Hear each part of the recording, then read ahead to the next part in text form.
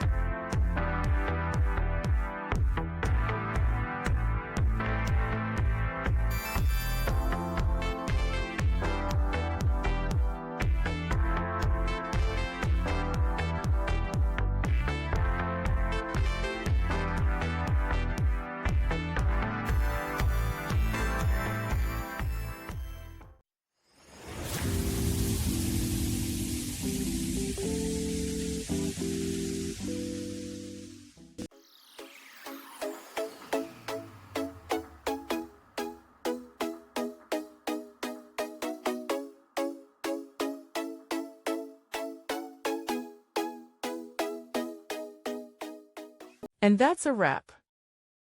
I hope you found the answer you were looking for. If you did, take a second to hit that subscribe button. It really helps out. And let me know in the comments which solution worked best for you.